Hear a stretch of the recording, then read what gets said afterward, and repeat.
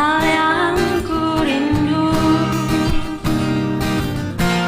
berdiam di dalam rumahmu. Satu hal yang ku pinta, menikmati baitmu Tuhan. Lebih baik satu hari di pelataranmu daripada 1000 hari di tempat lain. Memujimu, menyembahmu, Kaulah yang hidup, dan menikmati semua kemurahan-Mu.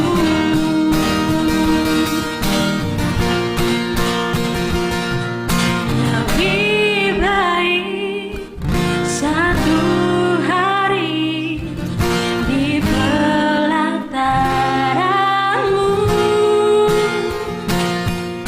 daripada 1000 hari di tempat lain.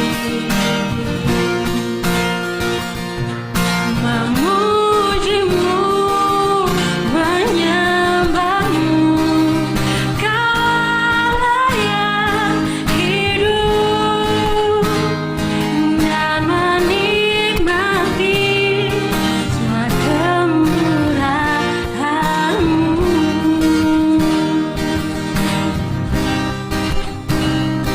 Dan menikmati semua kemurahan-Mu.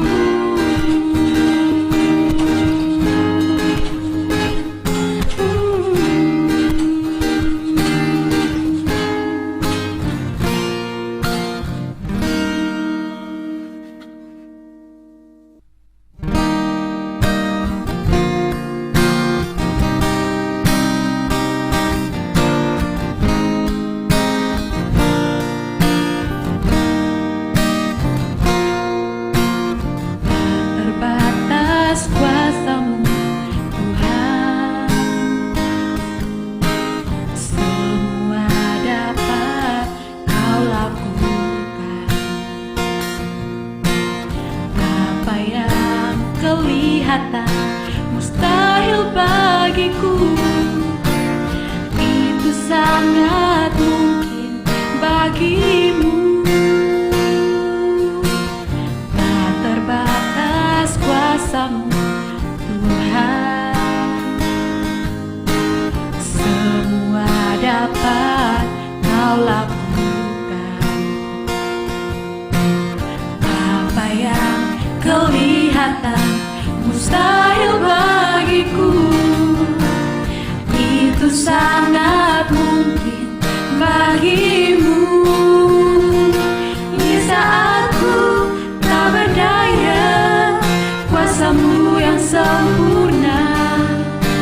Ketika ku percaya mujizat itu nyata, bukan karena kekuatan, namun Roh-Mu ya Tuhan.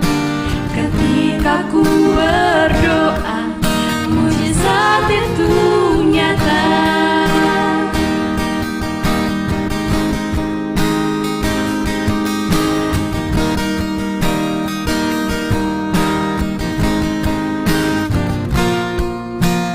Tak terbatas kuasa-Mu Tuhan, semua dapat Kau lakukan.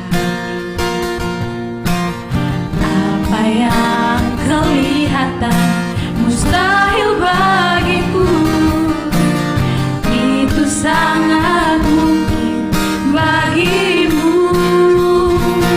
Di saat ku tak berdaya, kuasa-Mu yang sempurna.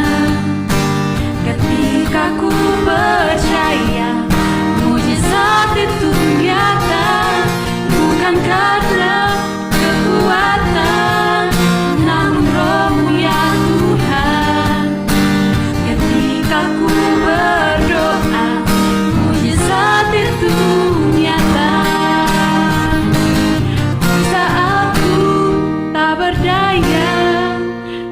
kuasamu yang sempurna.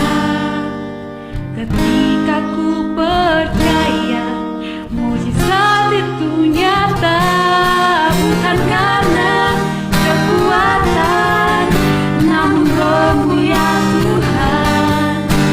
Ketika ku berdoa, mujizat itu nyata.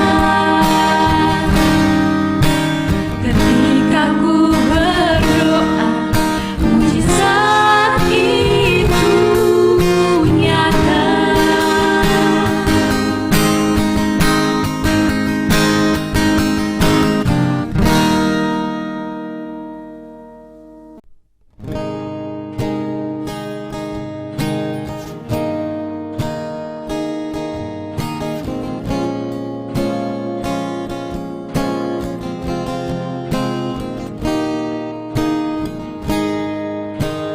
Syukur selalu bagi kasih-Mu di dalam hidupku,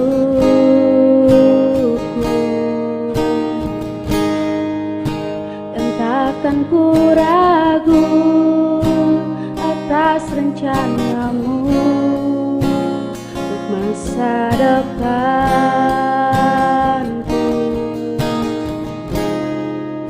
Sebagai Bapa yang baik,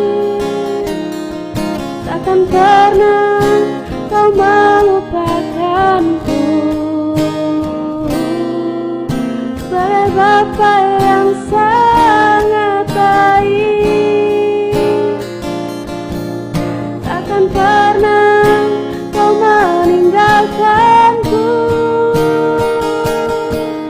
Bukan menari dan bersuka karena-Mu, oh Yesusku, dan ku kan minum air-Mu sebagai rusa rindu.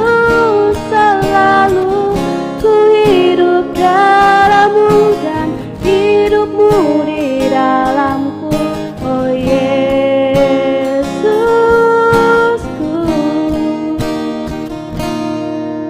Kau sangat ku cinta.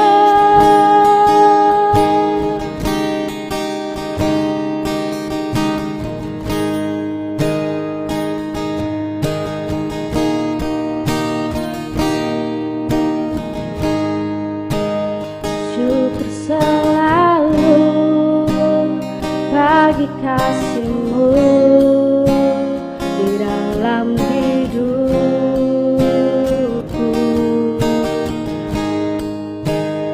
Takkan ku ragu atas rencana-Mu untuk masa depanku.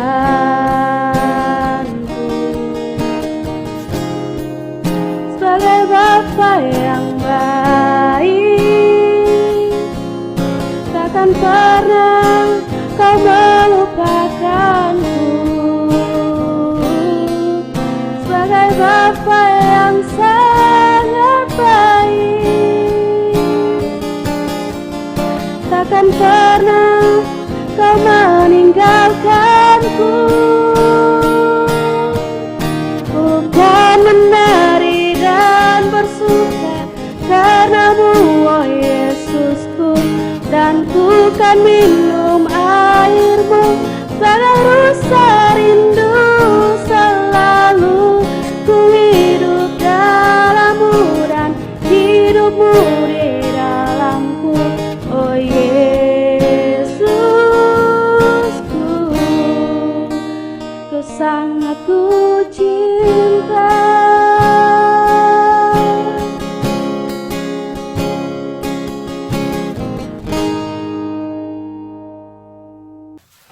Shalom semuanya, puji Tuhan. Kita kembali akan mendengarkan kebenaran firman Tuhan yang kita akan lihat di dalam Injil Yohanes. Saya percaya dimanapun kita semua saat ini yang mendengarkan, anakmu berdoa, biarlah kita semua ya diberkati oleh karena kasih anugerah Tuhan, untuk Tuhan boleh berbicara kepada kita pribadi, lepas pribadi. Mari kita berdoa. Tuhan Yesus, terima kasih buat saat ini. Terima kasih buat cinta, kasih setia, anugerah-Mu dalam setiap kehidupan kami. Kami mau dengar firman-Mu Tuhan, berbicara kepada kami pakai anak-Mu yang hanya alat-Mu. Di dalam nama Yesus. Amin. Salam. Sekali lagi salam. Ya, hari ini ya kita akan melihat kembali ya lanjutan dari Yohanes pasal 15 yang kita akan bahas sampai ayatnya yang terakhir dari ayat 18 sampai ayat pasal 16 ayatnya yang ke-15. Ya, kita akan melihat Yohanes pasal 15 ayatnya yang ke-18 sampai pasal 16 ayatnya yang ke-15 ya. Di sini saya akan memberi sebuah gambaran untuk bagaimana Tuhan mau ya kita walaupun oleh karena Injil kita nantinya dibenci, tidak disukai, tetapi kita tetap kuat. Makanya saya beri judul ya dari apa yang kita akan lihat hari ini saat ini adalah dibenci tapi tetap kuat. Itu yang Tuhan mau dalam setiap kehidupan kita ya. Jadi dalam pembahasan kita ini kita melihat ya bahwa sebagai orang percaya kita juga akan mengalami pergumulan yang sama ya seperti Tuhan kita Yesus Kristus ya. Tapi kita harus tetap kuat dan semangat dan bertekun karena Roh Kudus yang ada di dalam setiap kita ya. Yohanes 15 ayat 18 sampai 19. Kita baca dua ayat ini terlebih dahulu. Yohanes 15 ayat 18 sampai 19. Jikalau dunia membenci kamu, ingatlah bahwa ia telah lebih dahulu membenci aku daripada kamu. Sekiranya kamu dari dunia, tentulah dunia mengasihi kamu sebagai miliknya. Tetapi karena kamu bukan dari dunia, melainkan aku telah memilih kamu dari dunia, sebab itulah dunia membenci kamu. Ya, seringkali kita berkata bahwa Tuhan menguduskan kita atau kata kudus seringkali kita ucapkan, tapi kita kadang tidak tahu apa itu kata kudus. Kudus sendiri artinya bagaimana kita dipisahkan, ya, dipisahkan dari dunia ini ke dalam kerajaannya, di dalam terang. Makanya nggak heran di sini dikatakan jikalau dunia membenci kamu, ya, kenapa? Karena ingatlah bahwa ia telah membenci aku, artinya dunia telah membenci Yesus terlebih dahulu sebelum dunia membenci kita. Kenapa? Karena ingat bahwa kita bukan milik dunia, kita sudah dipisahkan. Makanya dikatakan di ayat ini, melainkan aku telah memilih kamu dari dunia. Ya, seperti itu. Ya, makanya di sini jika dunia membenci kamu, ya. Kenapa mereka dibenci? Seperti yang saya katakan tadi, ya.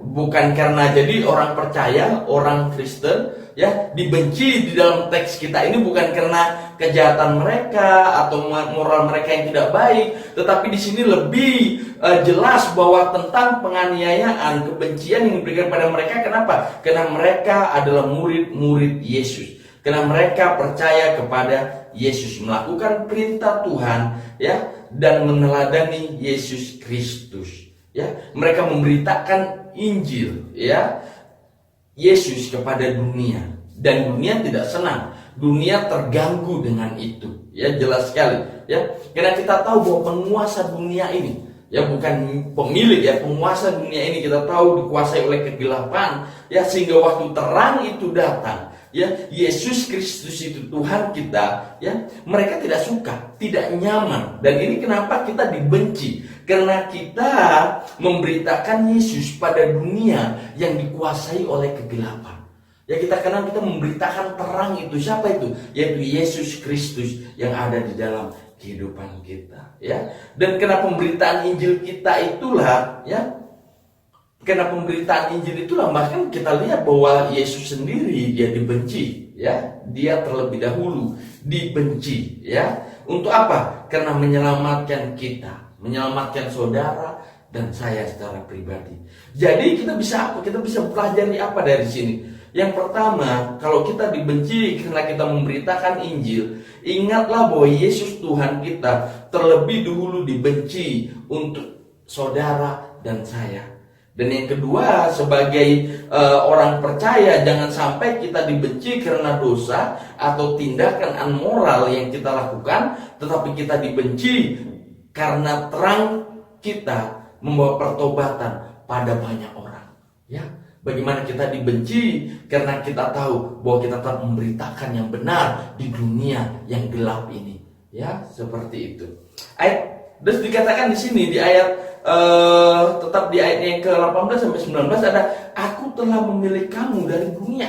Ingat, saudara, seperti yang di awal saya katakan bahwa kita sudah dipilih ya oleh Tuhan kita Yesus Kristus, dipisahkan dari dunia ini, kegelapan ini, ke dalam terangnya yang kudus. Ya, luar biasa ya. Kenapa? Berarti artinya waktu kita dikatakan aku telah memilih kamu dari dunia, artinya dulu kita ada di dunia, artinya dulu kita hidup di dalam kegelapan yang pasti akan menuju kepada maut. Ya, seperti itu, hukuman kekal. Ya, seperti itu. Tetapi di sini dikatakan, ya, kita yang dulunya di dalam dunia telah dipilih oleh Allah, ya, telah dipilih oleh Allah, dipisahkan dari dunia ini, masuk ke dalam kerajaannya yang terang, yang menjadi bagian dari kerajaan Allah. Makanya gak heran Yohanes 1 ayat 12 katakan seperti, tetapi semua orang yang menerimanya diberinya kuasa supaya menjadi anak-anak Allah, yaitu mereka yang percaya dalam namanya. Ya, seperti dan Galatia 2 ayat 20 jelas katakan, namun aku hidup, tetapi bukan lagi aku sendiri yang hidup, melainkan Kristus yang hidup di dalamku, dan hidupku yang kuhidupi sekarang di dalam daging adalah hidup oleh iman dalam Anak Allah yang telah mengasihi aku dan menyerahkan dirinya untuk aku. Jelas bahwa kita telah dipisahkan. Dulu kita bagian dari dunia ini, tetapi kita menjadi bagian dalam kerajaan Allah. Kita menjadi bagian anak-anak Allah. Kenapa? Karena kita percaya kepada Tuhan kita Yesus Kristus yang adalah terang dunia itu. Ya, jelas sekali. Dan hidup yang kita hidupi sekarang bukan kita lagi, tetapi Dia yang hidup di dalam kita. Makanya ya, jangan terlalu melekat dengan dunia ini. Ya, kita boleh punya goal, punya cita-cita yang kita mau raih di dunia ini, tidak salah. Tetapi ingat, goal utama kita, tujuan hidup kita yang paling utama, berbicara kepada kekekalan. Ya, tentang kekekalan di sorga bersama Tuhan kita Yesus Kristus. Ya, makanya hati-hati, jangan terlalu lekat. Selidiki hati kita. Ya, lihat hati kita. Ya, terus dikatakan, sebab itulah dunia membenci kamu. Ya, sebab itulah dunia membenci kamu. Jelas ya, saya katakan bahwa Yesus itulah terang. Ya, pada saat terang masuk ke kegelapan, pasti kegelapan akan terganggu. Seperti itu. Dan itu membuat tidak nyaman. Makanya Yesus sendiri, kita lihat dalam Injil Kristus, penganiayaan yang Dia harus hadapi seperti itu. Dan penganiayaan sama, kebencian yang Dia terima yang sama, itu juga yang pasti akan kita terima pas kita memberitakan terangnya. Ya, seperti itu. Ya, makanya hati-hati.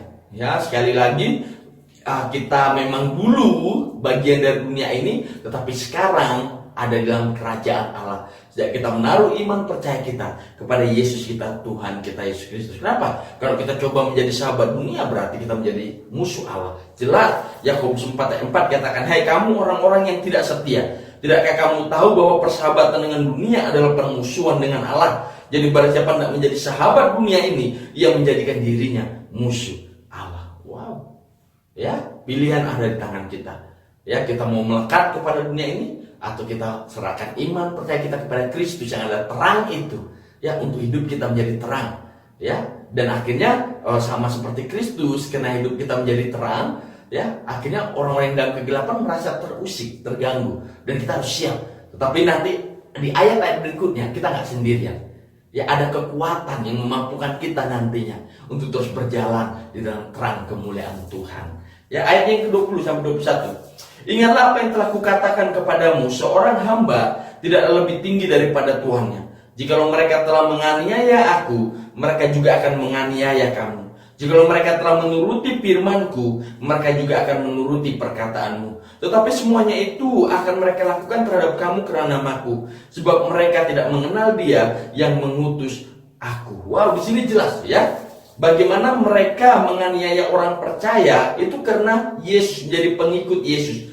Membuktikan bahwa ini orang-orang yang tinggal di dalam kegelapan ini, atau yang menyiksa murid-murid Kristus ini, adalah orang-orang yang sebenarnya tidak mengenal Tuhan, tidak memiliki hubungan pribadi dengan Yesus. Ya, walaupun di mulut mereka bilang mereka menyembah Tuhan Allah, tapi sebenarnya mereka tidak kenal Tuhan sama sekali. Ya, tidak mengenal Tuhan. Ya, seperti itu. Sekali lagi, kita terang dunia, penganiayaan akan datang sama kita. Ya, seperti itu. Dan orang-orang yang tinggal di dalam gelap, ya, akan terusik, merasa nggak nyaman, ya, dengan terang yang kita bawa. Tetapi dikatakan, ya, bahwa Yesus datang di sini bagaimana supaya manusia tidak terus tinggal di dalam kegelapan, ya, terus tinggal di dalam dosa, sehingga dia menjadi terang dunia. Dia datang membukakan pintu keselamatan bagi kita semua, dan pintu keselamatan itu yang dia bawa, yang Yesus bawa, itu yang kita bagikan, yang kita sudah terima, itu yang kita bagikan kepada orang di sekitar kita yang kita tahu masih hidup di dalam kegelapan, ya. Ayat yang ke-23, barang siapa membenci aku, ia membenci juga Bapakku. Banyak orang bilang, oh aku cinta Tuhan. Kita lihat, ya, aku percaya Tuhan. Tetapi sayangnya mereka tidak mau percaya kepada Yesus, ya, sama saja bohong, ya.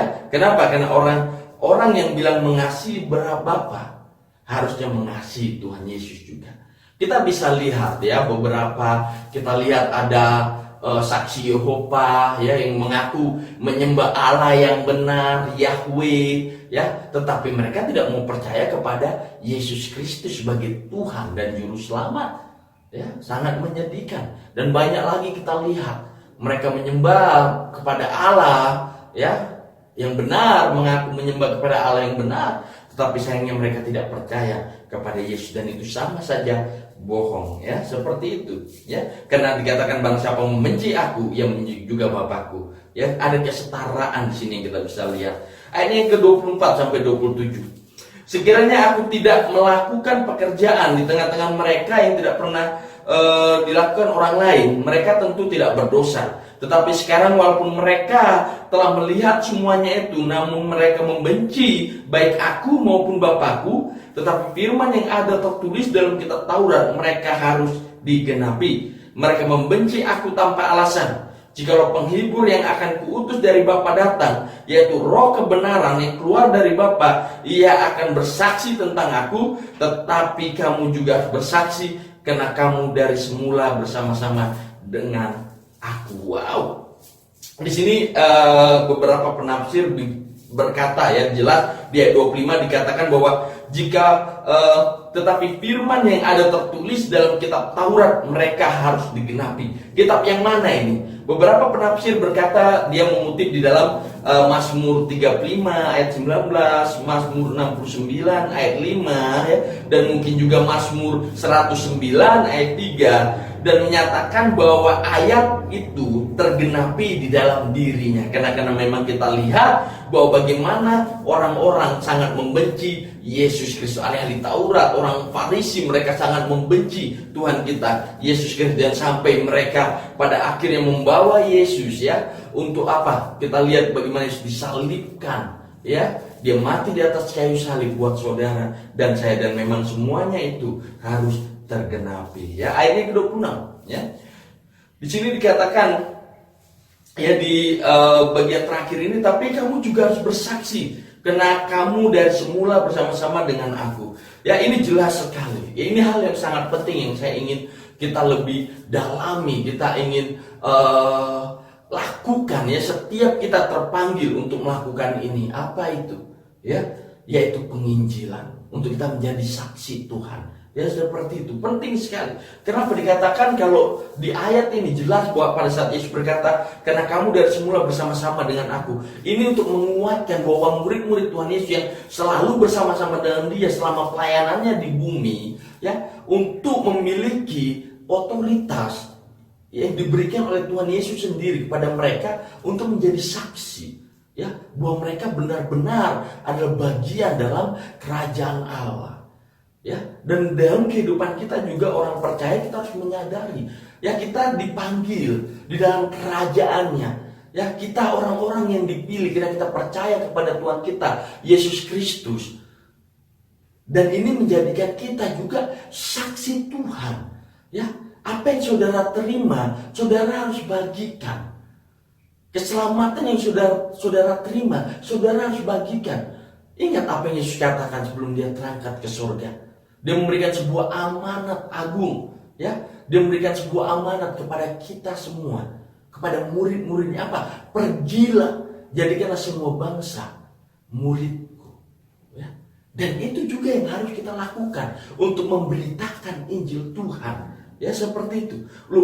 Tapi beta nggak punya kekuatan, ya, beta nggak mampu, ya, seperti itu, ya, beta nggak sanggup untuk memberitakan Injil. Makanya di ayat yang kita barusan baca juga dikatakan apa? Jikalau penghibur yang akan kuutus dari Bapa datang, yaitu Roh kebenaran yang keluar dari Bapa, ia akan bersaksi tentang aku. Ada Roh Kudus nanti memberi kita kekuatan, memberi kita kesanggupan. Bagian kita, apakah kita mau menjadi saksinya?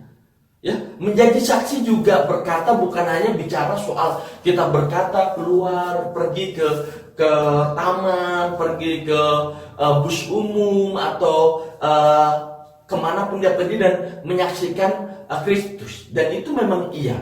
Tetapi menjadi saksi juga berbicara bagaimana kehidupan kita harus menghasilkan buah sehingga orang di sekitar kita bisa melihat, terutama orang-orang yang masih tinggal dalam kegelapan, bisa melihat terang yang ada dalam hidup kita dan mereka menjadi percaya, ya.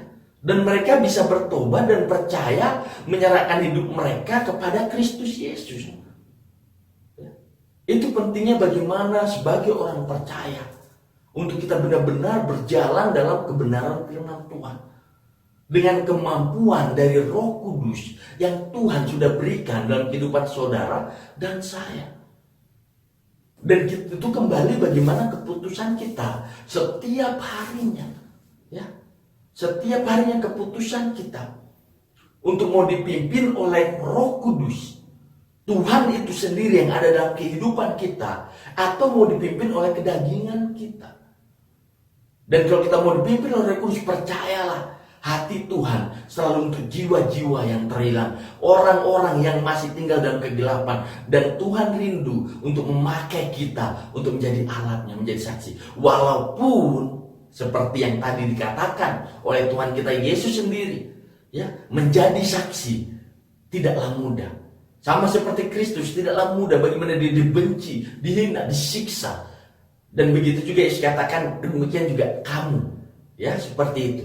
Jadi kalau kita mengalami penganiayaan, siksaan, kita menjadi saksi dalam kehidupan kita, saksi Kristus, percayalah ada Roh Kudus yang memberi kita kekuatan. Kak, penganiayaan seperti apa di sini yang saya ingin katakan? Ya mungkin kalau di luar sana tuh zaman Tuhan Yesus penganiayaan jelas, orang dilempari batu, ya seperti sampai dihukum, ya seperti itu. Tetapi sekarang mungkin kita nggak mengalami penganiayaan seperti itu. Tapi kita mungkin mengalami penganiayaan seperti kita diejek, dihina. Jangan menyerah. Ada Roh Kudus dapat lakukan kebenaran. Contoh, saudara tidak lagi mau minum mabuk, ya seperti itu, atau melakukan hal yang jahat karena saudara tahu, ya saudara menjadi saksi terang Kristus, itu mengenalkan Kristus kepada semua orang, dan saudara mungkin akan dihina. Wah, ini Pak Pendeta, saudara dihina, wah sok kudus, ya sok. Tidak apa-apa, tidak apa-apa. Tetap lakukan kebenaran. Ya, tetap lakukan kebenaran. Karena kalau kita boleh terbuka, ya sering sekali bahkan kalau kita lihat zaman sekarang ini, banyak orang bahkan malu. Ya, malu bukan karena tidak mampu, tapi malu karena takut dihina, diejek. Contoh di kerumunan orang banyak, ya makan yang kita biasa berdoa, ya kita tahu ya kembali ke motivasi hati. Tapi terkadang hati kita, beta malu dilihatin. Nggak apa-apa kalau kita nggak mau jadi batu sandungan kayak misalnya dikira sok. Tapi tidak. Ada beberapa orang yang kena takut dihina, ya seperti itu, ya. Tapi ada beberapa orang yang memang kayak doa dalam hati karena memang kebiasaannya dan kepercayaannya, biar saya doa di hati dan Tuhan dengar, itu nggak masalah. Tapi ada beberapa orang yang takut. Contoh, ada beberapa orang yang mungkin kayak pulang gereja, Alkitabnya dikantongi biar jangan dilihat pulang dari gereja, ya dihina. Kalau di sini mungkin jarang, tetapi kalau di tempat saya berasal itu banyak sekali. Seperti kenapa? Karena orang takut, karena di sana Muslim area, ya banyak orang-orang yang beda agama dari kekristenan, dan itu membuat orang tekanan orang Kristen di sana lebih besar, ya seperti itu, ya. Oke, kita lihat, kita masuk, ya kita bahas tentang kenapa, ya saya ingin katakan bahwa Tuhan tahu, Tuhan katakan dulu kepada mereka sebelum itu terjadi kepada mereka. Tapi Tuhan janjikan juga penghibur, Roh Kudus, untuk menjadi kekuatan, untuk memberikan kekuatan penghiburan bagi mereka. Ya, kita masuk ke pasal 16, ya. Pasal 16. Ayat yang pertama, semua ini kukatakan kepadamu supaya kamu jangan kecewa dan menolak aku. Ya, dikatakan semuanya ini aku katakan kepadamu. Jadi semuanya yang mana di sini? Jelas ayat yang ke-18 sampai ayat yang ke-25 tentang dunia yang akan membenci dan menganiaya para murid. Ya, penganiayaan yang terjadi itu. Dan ini Yesus sudah katakan kepada mereka supaya apa? Mereka jangan jadi kecewa dan meninggalkan Yesus. Ya, di dalam bahasa Inggrisnya saya lebih suka ya memakai kata that you should not be offended, supaya kamu tidak sakit hati atau tersinggung dan menolak Yesus. Ya, dan bukankah itu yang dilakukan banyak orang kalau mengalami penderitaan karena Injil? Ya, mereka langsung cepat salahkan Tuhan, mereka langsung stop pelayanan, ya seperti itu. Ayat yang kedua, kamu akan dikucilkan, bahkan akan datang saatnya bahwa setiap orang yang membunuh kamu akan menyangka bahwa ia berbuat bakti bagi Allah. Wah, ini jelas sekali. Yang pertama, kamu akan dikucilkan. Ya, dan ini sering kali terjadi. Ya, kata dikucilkan di sini memakai bahasa Yunaninya adalah aposunogogos, ya. Atau di dalam versi bahasa Inggrisnya, they will put you out of the synagogue. Ya, mereka akan mengeluarkan kamu dari sinagog, dari rumah ibadah. Artinya dikucilkan seperti itu. Dan teks yang sama di Yohanes 9 ayat 22, Yohanes 12 ayat 42 menggunakan kata yang sama. Dan bukankah ini kalau kita lihat sering terjadi sama orang percaya? Saya nggak bicara jauh-jauh. Mama saya, bapak saya adalah orang Batak. Ya, mereka ada persekutuan adat kayak gitu, marga. Ya, dan itu ada satu adat ya yang memang mengharuskan ya seperti itu, mereka biasanya ikuti secara tradisional. Tetapi bapak mama saya memiliki kayak conviction atau bagaimana jamahan pribadi kepada Tuhan untuk tidak melakukan hal itu. Dan pada saat bapak mama saya tidak melakukan hal itu, akhirnya apa? Dia dikucilkan dari grupnya. Ya, dari kelompok adat tadi ini dia dikucilkan, diejek, dikucilkan, tidak boleh lagi ikut. Kenapa? Karena stand di dalam firman Tuhan, berdiri dalam kebenaran firman Tuhan. Dan tidak mudah, seperti firman Tuhan katakan, itu akan terjadi. Tetapi dikatakan supaya kamu jangan sakit hati, ya, menyerah, ya, seperti tetap melangkah, ya, seperti itu. Dan bahkan dikatakan apa? Orang yang membunuh kamu akan menyangka bahwa ia berbuat bakti bagi Allah. Bukankah itu sekarang yang banyak dihadapi oleh orang percaya? Di sini mungkin tidak ada, ya, di Timur Tengah sana, ya, atau bahkan di tempat-tempat yang kekristenan benar-benar minoritas, ya, sangat sedikit, ya, siksaannya lebih ngeri. Dan bahkan beberapa cerita sampai kita lihat ada yang disuruh nyangkal Yesus kalau nggak mau dipotong, ya. Beberapa video kita lihat, ya, seperti itu, mengerikan, ya. Dan itu terjadi seperti itu. Ayat yang berikutnya, ayat yang ketiga sampai keempat. Mereka akan berbuat demikian karena mereka tidak mengenal baik Bapa maupun aku. Tetapi semuanya ini kukatakan kepadamu supaya apabila datang saatnya kamu ingat bahwa aku telah mengatakannya kepadamu. Hal ini tidak kukatakan kepadamu dari semula, karena selama ini aku masih bersama-sama dengan kamu. Ya, jadi tadinya di sini Kristus tidak mengatakan hal ini. Kenapa? Karena ia masih bersama-sama dengan mereka. Ya, tapi waktu ia bersama-sama dengan mereka, ya, jelas orang-orang Yahudi, ya, pada waktu itu jelas kemarahan mereka itu ditujukan kepada Yesus, kepadanya. Tapi sekarang waktu dia mau pergi, artinya dia mau mati di atas kayu salib, dia naik ke surga, ya, seperti itu. Dan pasti Yesus akan meninggalkan murid-muridnya di sini dan menjadi sasaran penganiayaan murid-muridnya. Tetapi sekali lagi, seperti ayat tadi di atas katakan, bahwa dia tidak meninggalkan murid-muridnya sendirian. Ya, ada pribadi yang sama, Tuhan itu, yaitu Roh Kudus, yang dia berikan kepada kita untuk memberikan kekuatan kepada kita kalau itu terjadi sama kita. Ayat 5-6. Tetapi sekarang aku pergi kepada Dia yang telah mengutus aku, dan tidak ada seorang pun di antara kamu yang bertanya kepadaku kemana engkau pergi. Tapi karena aku mengatakan hal ini kepadamu, sebab itu hatimu berduka cita. Jelas, ya, ini menunjuk kepada Yesus yang akan meninggalkan murid-muridnya, ya. Dan karena perpisahan yang akan terjadi, maka murid-muridnya, murid hatinya menjadi sedih, maka hati muridnya menjadi sedih, ya. Yohanes 16 ayat 7-11. Namun benar yang kukatakan ini kepadamu, ada lebih baik berguna bagi kamu jika aku pergi. Sebab jikalau aku tidak pergi, penghibur itu tidak akan datang kepadamu. Tetapi jikalau aku pergi, aku akan mengutus dia kepadamu. Dan kalau ia datang, ia akan mengisapkan dunia akan dosa, kebenaran, dan penghakiman. Akan dosa karena mereka tidak percaya kepadaku, akan kebenaran karena aku pergi kepada Bapa dan kamu tidak melihat aku lagi, akan penghakiman karena penguasa dunia ini telah dihukum. Lihat, di sini jelas bahwa murid-muridnya nggak mau Yesus pergi, tetapi Yesus bilang, beta harus pergi, aku harus pergi supaya Roh Kudus diberikan kepada kita semua. Untuk apa? Jelas ya, Roh Kudus diberikan di sini jelas bahwa dia harus datang untuk mengisapkan dunia akan dosa. Dosa apa? Ketidakpercayaan. Mereka tidak mau percaya kepada Kristus Yesus Tuhan yang adalah juru selamat. Akan kebenaran bahwa Yesus memang akan pergi kepada Bapa di surga. Dikatakan apa? Dia naik ke surga untuk apa? Menyediakan tempat bagi kita, bagi saudara dan saya. Bukan kayak itu kabar baik luar biasa ya. Dan akan penghakiman ya, karena penguasa dunia ini telah dihukum. Ingat bahwa pada saat Yesus mati di atas kayu salib, dia mengalahkan dosa, maut ya, iblis telah dikalahkan di atas kayu salib. Ya, jelas sekali ya, seperti itu. Jadi ingat ya, hati-hati.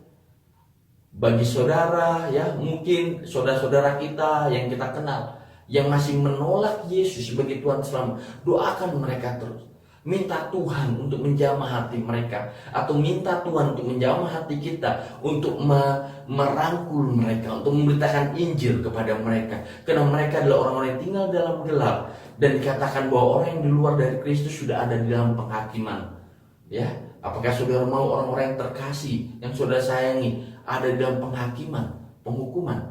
Jangan. Saudara terus bergumul, doakan. Ya, seperti itu. Ya. Terus dikatakan bahwa percayalah bahwa pengharapan dalam Yesus tidak sia-sia. Ingat, dikatakan dia naik ke surga, menyediakan tempat bagi kita. Bahkan setelah dia mati, dia bangkit untuk memberikan janji kebangkitan. Ya, itu dalam kehidupan kita. Ya, dan percayalah bahwa ingat ya, bahwa pada saat Yesus mati di atas kayu salib, dan itu untuk memberikan kita ya janji keselamatan itu. Ya, membukakan pintu karena dia satu-satunya jalan.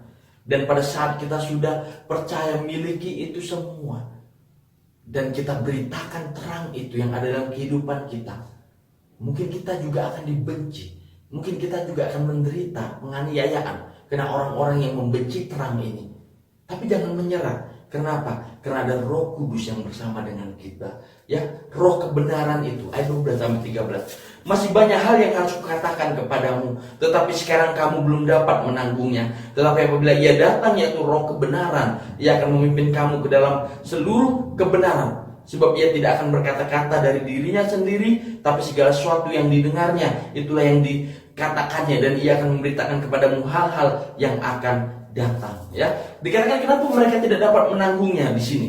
Jelas ya bahwa kenapa? Karena penebusan Kristus belum terjadi. Ya, dia belum mati di atas kayu salib waktu dia berkata-kata kepada muridnya ini, sehingga Roh Kudus itu belum diberikan kepada mereka. Ya, seperti itu. Kenapa? Jelas bahwa Roh Kudus di sini ya, bahwa ajaran yang akan diberikan Roh Kudus di sini berasal dari Kristus. Ya, karena itu tidak mungkin bertentangan dengan ajaran Yesus selama ini. Jadi di sini kenapa? Karena ada perdebatan di sini waktu dikatakan bahwa ia akan memimpin kamu dalam seluruh kebenaran, sebab ia tidak akan berkata-kata dari dirinya sendiri, tapi segala sesuatu yang dengarnya itu yang akan dikatakannya, dia akan memberitakan kepadamu hal-hal yang akan datang.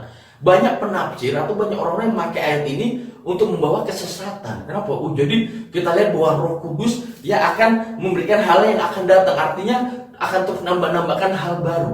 No. Firman Tuhan sudah jelas, sudah ada dalam tangan kita. Perjanjian lama, perjanjian baru. Ya, tidak ada lagi kitab yang volume kedua yang akan diciptakan oleh Roh Kudus. Kenapa? Karena Roh Kudus akan menyampaikan hanya apa yang Yesus katakan. Confirm dengan apa yang dia katakan selama dia melayani kita di dunia ini. Bahkan perjanjian lama, perjanjian baru yang kita pegang, itu semuanya. Ya, seperti itu. Jadi tidak ada Alkitab jilid 2 nantinya akan muncul. Ya, jangan percaya. Karena Alkitab kita iya dan amin. Itulah firman Tuhan yang benar. Ya. Ayat yang terakhir 14-15. Ia akan memuliakan aku, sebab ia akan memberitakan kepadamu apa yang diterimanya daripadaku. Segala sesuatu yang Bapa punya adalah aku punya. Sebab itu aku berkata, ia akan memberitakan kepadamu apa yang diterimanya daripadaku. Wow, apa yang Bapa punya adalah aku punya, ya. Jadi di sini jelas. Kalau masih ada lagi orang berdebat tentang, wah, apakah Yesus itu Tuhan, apakah dia setara dengan Bapa, ya seperti itu. Jelas, ya. Kenapa? Karena Yesus adalah Tuhan itu sendiri, ya. Jadi tidak bisa dipertanyakan lagi. Makanya dikatakan dengan jelas bahwa dia yang tidak menganggap kesetaraannya dengan Allah sebagai hak yang harus dia pertahankan. Artinya bahwa kesetaraannya dengan Allah, bahwa dia adalah Allah itu sendiri. Ya seperti itu, ya. Makanya dikatakan apa yang Bapa punya adalah aku punya. Kenapa? Karena mereka Allah. Ya. Bapa, Anak, Yesus dan Roh Kudus adalah Allah. 3 pribadi dalam satu kesatuan. Allah. Ya. Dan ini yang kita beritakan. Ini Injil Kristus Yesus yang kita beritakan. Walaupun kosnya akan ada penderitaan, akan ada penganiayaan. Saya ingin akhiri dengan ini. Saya percaya kita semua adalah murid-murid Tuhan Yesus. Ya, kita bersekutu, bergumul dengan Tuhan setiap harinya. Kita memuji, menyembah dia setiap harinya. Kita menerima dia sebagai Tuhan dan Juru Selamat. Dan Roh Kudus ada dalam hidup kita. Terang Tuhan ada dalam hidup kita untuk menerangi kegelapan dunia ini. Dan saya percaya tidak mudah. Ya, pada saat saudara mungkin akan bergumul banyak hal, tantangan, godaan secara pribadi dalam kedagingan saudara. Tapi saya ingin katakan, terus jadilah saksi Tuhan untuk memberitakan keselamatan yang sudah saudara terima kepada orang yang belum menerima keselamatan itu. Dan jangan berpikir saudara sendirian, karena ada Roh Kudus yang akan memberi kekuatan, yang memberi kesanggupan, dan bahkan yang akan berkata-kata untuk saudara. Jadi saya ingin mengajak saya dan saudara semua untuk kembali memiliki hati yang kuat, ya, hati yang penuh semangat untuk menjadi terang saksi Allah di dunia yang penuh kegelapan ini. Saudara tidak sendirian. Tuhan selalu bersama saudara dan saya. Sampai akhirnya nanti kita akan bersama-sama dengan dia di dalam kerajaannya di surga. Mari kita berdoa. Tuhan Yesus, terima kasih buat kebenaran firman-Mu. Biar apa yang kami dengar, kami tinggal di dalamnya. Dalam nama Yesus. Amin. Shalom.